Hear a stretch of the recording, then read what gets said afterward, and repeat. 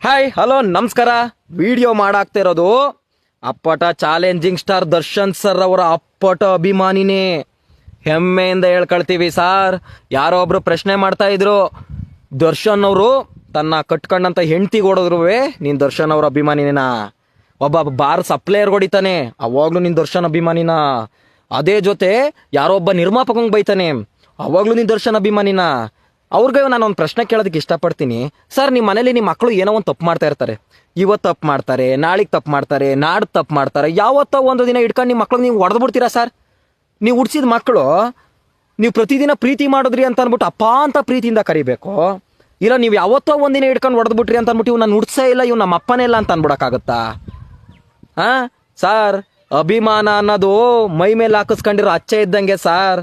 ನಾವು ಮಣ್ಣಿಗೆ ಹೋಗೋವರ್ಗನು ಕೂಡ ನಮ್ಮ ಜೊತೆನೇ ಇರುತ್ತೆ. ಅದೇ ನಿಮ್ಗಳ್ದು TRP ಇದ್ದಂಗೆ. ಹೆಂಗೆ? ಮೊನ್ನೆ ಯಾರ್ದೋ ಒಬ್ರು ಪೆನ್ ಡ್ರೈವ್ ಕೇಸು, ಅದಾದ್ಮೇಲೆ ಯಾರ್ದೋ ಡಿವೋರ್ಸ್ ಕೇಸು, ಇವತ್ತು ಯಾವುದೋ ಕೊಲೆ ಕೇಸು, ಇನ್ನೊಬ್ಬಂದು ಯಾವುದೋ ರಾಜಕಾರಣಿ ಕೇಸು. ನಿಮ್ಗೊಂದು ಮಾತು ಹೇಳಕ್ ಇಷ್ಟಪಡ್ತೀನಿ, ನಿಮ್ಮ ಧೈರ್ಯತನವನ್ನು ನಾವು ಒಪ್ಕೋಬೇಕು ಅನ್ನಂಗಿರ ನಿಮ್ದೊಂದು ಹಳೆ ವಿಡಿಯೋ ವೈರಲ್ ಆಯ್ತಿತ್ತು ಸರ್. ಯಾರೋ ಒಬ್ಬ ಪ್ರಸಿದ್ಧ ರಾಜಕಾರಣಿ ನಿಮ್ಗೊಂದು ಪ್ರಶ್ನೆ ಮಾಡಿದಾಗ ನೀವು ಮಾತಾಡೋದಕ್ಕೆ ಉತ್ತರನೇ ಇರಲಿಲ್ಲ. ಹಂಗಿದ್ರೆ ನೀವು ಧೈರ್ಯವಾಗಿ ಇವತ್ತು ದರ್ಶನ್ ಸರ್ ಅವರ ವಿರೋಧವಾಗಿ ಮಾತಾಡ್ತಿದ್ದೀರ ಅಂತ ಇವತ್ತು ನಿಮ್ಮನ್ನು ಇಷ್ಟಪಡಬೇಕು. ಇಲ್ಲ ಅವತ್ತು ಯಾರೋ ಒಬ್ಬ ರಾಜಕೀಯ ವ್ಯಕ್ತಿ ಜೋರಾಗಿ ಮಾತಾಡ್ಬಿಟ್ಟು ಅಂದ್ಬಿಟ್ಟು ನಡಿಕೊಂಡು ಕೂತ್ಕೊಂಡ್ರಲ್ಲ, ಅದಕ್ಕೆ ನಿಮ್ಮನ್ನ ದೊಡ್ಡ ಜರ್ನಲಿಸ್ಟು ಅಂತ ಅಂದ್ಬಿಟ್ಟು ನಾವು ಇಷ್ಟಪಡಬೇಕು. ಮಾತಾಡೋ ಮಾತು, ನೀವು ದೊಡ್ಡವರಾಗಿರ್ಬೋದು, ನಾವು ಚಿಕ್ಕವರಾಗಿರ್ಬೋದು, ನಾವು ತೋರಿಸ್ತಾ ಇರೋದು ನಮ್ಮ ಅಭಿಮಾನವನ್ನ. ದಯವಿಟ್ಟು ಅದನ್ನ ನೀವು ಹೀಯಾಳಿಸ್ವಿ ಅಂತೂ ಮಾತಾಡಕ್ ಹೋಗ್ಬೇಡಿ. ಯಾಕೆ ಅಂತ ಅಂದ್ರೆ ನೀವು ಇಷ್ಟಪಡುವಂಥ ವ್ಯಕ್ತಿಗಳು. ಆಮೇಲೆ ನಾನು ಇನ್ನೊಂದು ಕೇಳೋದಕ್ಕೆ ಇಷ್ಟಪಡ್ತೀನಿ ಸರ್, ಇಡೀ ಪ್ರಪಂಚದಲ್ಲಿ ಇದುವರೆಗೂ ಕೂಡ ಎಲ್ಲೂ ಕೊಲೆ ಅನ್ನೋದೇ ಆಗಿಲ್ವಾ?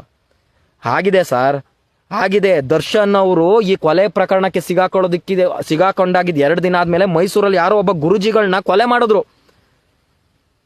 ಅಲ್ಲಿರೋರು ಯಾರು ಕೊಲೆಗಾರರೇ ಅಲ್ವಾ? ಅಲ್ಲಿರೋರ್ಗಳನ್ನ ಯಾರೋ ನೀವು ತನಿಖೆನೇ ಮಾಡ್ತಾ ಇಲ್ವೇ? ಮೈಸೂರಲ್ಲಿ ಯಾರೋ ಒಬ್ಬ ಪ್ರಸಿದ್ಧ ಗುರುಜಿಗಳಂತೆ, ಅವರು ಯಾರೋ ಗುರುಗಳು, ಅವ್ರಗಳ ವಿರುದ್ಧವಾಗಿ ಯಾಕೆ ನೀವು ಪಾಪ ಅವ್ರುಗಳಿಗೆ ನ್ಯಾಯ ಕೊಡ್ಸೋದಕ್ಕೆ ಓಡಾಡ್ತಾ ಇಲ್ಲ?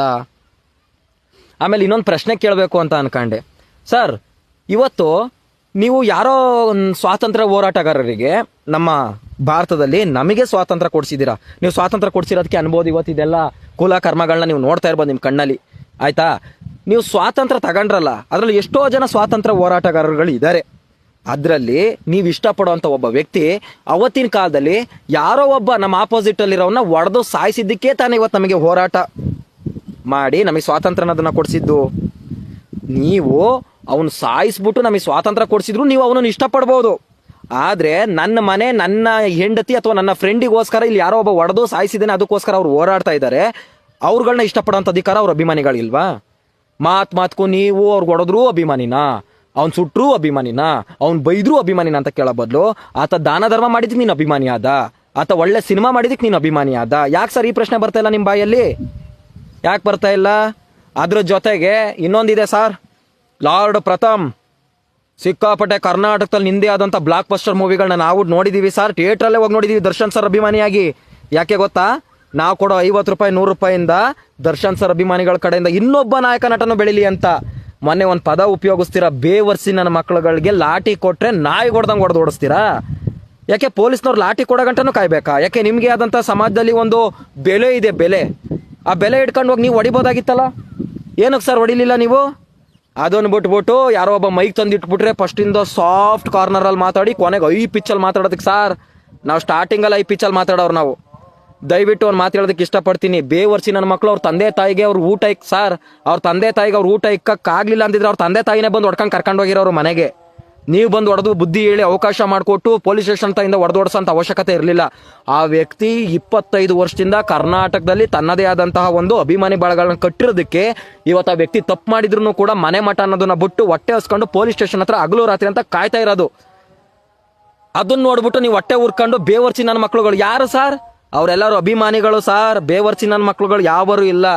ಇದೇ ಮಾತನ್ನ, ಇದೇ ಇಂಟರ್ವ್ಯೂವನ್ನ ಅದೇ ಸ್ಟೇಷನ್ ಮುಂದಗಡೆ ಅದೇ ಜನಗಳ ಮುಂದೆ ನೀವು ಕೊಟ್ಟಿದ್ರೆ ಅಲ್ಲಿ ಅಭಿಮಾನಿಗಳು ಮಾತಾಡ್ತಿದ್ರು ಅಥವಾ ಬೇವರ್ಸಿ ನನ್ನ ಮಕ್ಕಳು ಮಾತಾಡ್ತಿದ್ರು ಅಂತ ಅಲ್ಲಿರೋರೇ ತೋರಿಸ್ತಿದ್ರು.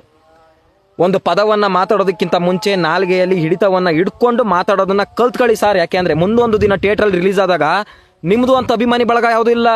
ಎಲ್ಲಾರ ನಾಯಕರುಗಳ ಅಭಿಮಾನಿಗಳು ಬಂದು ನಿಮ್ಮ ಫಿಲಮನ್ನು ನೋಡಿದಾಗಲೇ ನಿಮ್ಮ ಹೊಟ್ಟೆನ ತುಂಬೋದು. ನಿಮ್ಮ ಫಿಲಮ್ ನೋಡ್ದಲೇ ಇದ್ದಾಗ ಯೂಟ್ಯೂಬಲ್ಲಿ ಕಣ್ಣೀರು ಹಾಕೊಂಡು ನಮ್ಮ ಫಿಲಮ್ ನೋಡಿ ಬನ್ನಿ ಅಂತ ಕರೆದಿರೋದನ್ನೂ ನಾವು ನೋಡಿದ್ದೀವಿ.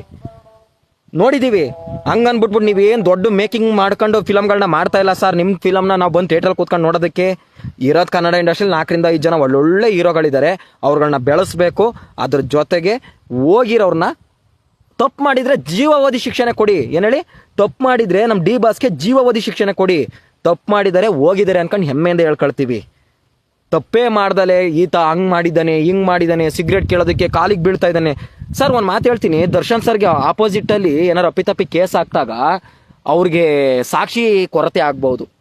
ದಯವಿಟ್ಟು ನಮ್ಮ ಮೀಡಿಯಾ ಚಾನಲ್ನಲ್ಲಿ ಇವತ್ತು ಯಾರ್ಯಾರೆಲ್ಲ ಕೂತ್ಕೊಂಡು ಆತ ಅಲ್ಲಿಗೆ ಮರ್ಮಾಂಬಕ್ಕೆ ಒದ್ದಿದ್ದಾನೆ, ಕರೆಂಟ್ ಶಾಕ್ ಕೊಟ್ಟಿದ್ದಾನೆ, ಹಿಂಗೆ ಹೊಡೆದಿದ್ದಾನೆ, ಲಾರಿಗೆ ಹೊಡೆದಿದ್ದಾನೆ, ಕಬ್ಬಣದ ರಾಡಿಂದ ಹೊಡೆದಿದ್ದಾನೆ, ಇದೆಲ್ಲ ನೀವು ಟಿ ವಿ ಚಾನಲಲ್ಲಿ ಕೂತ್ಕೊಂಡು ಮಾತಾಡೋ ಬದಲು ಕೋರ್ಟಲ್ಲಿ ಕಟ್ಕಟಲ್ಲಿ ನಿಂತ್ಕೊಂಡು ಆಪೋಸಿಟ್ ಆಗಿ ನೀವೇ ಸಾಕ್ಷಿ ಹೇಳ್ಬೋದಲ್ಲ. ಕಣ್ಣಾರೆ ಕಂಡಿಲ್ಲ, ಒಡಸ್ಕೊಂಡವ್ನು ಬಂದು ಹೇಳಿಕೆ ಕೊಟ್ಟಿಲ್ಲ. ಇಲ್ಲಿ ಒಡೆದವರು ಪೊಲೀಸ್ ಸ್ಟೇಷನಲ್ಲಿ ಅವರೇ, ಒಡಸ್ಕೊಂಡವನು ಮಣ್ಣಾಗವನೆ. ಇಲ್ಲಿ ಮಧ್ಯದಲ್ಲಿ 3 ಜನ ಕೂತ್ಕೊಂಡು ಬೇಳೆಕಾಳುಗಳನ್ನ ಬೇಯಿಸ್ಕೊತಾ ಇದ್ದೀರಾ. ಆಯ್ತಾ? ಗ್ಯಾಸು ನಿಮ್ಮನೆದು, ಸಿಲಿಂಡ್ರು ದರ್ಶನ್ ಸರ್ ಮನೆದು. ಪುಕ್ಷಟ್ಟೆ ಸ್ಟವ್ ಆನ್ ಮಾಡ್ಕೊಂಡು ಹೆಂಗೆ ಬೇಕಂಗೆ ಒಲೆ ಉರಿಸ್ಕೊತಾ ಇದ್ದೀರಾ. ನಿಮ್ಮ ಬೇಳೆಕಾಳುಗಳು ಬೇಯಿಸ್ಕೊತಾ ಇದ್ದೀರಾ. ದಯವಿಟ್ಟು ದರ್ಶನ್ ಸರ್ ಅಭಿಮಾನಿ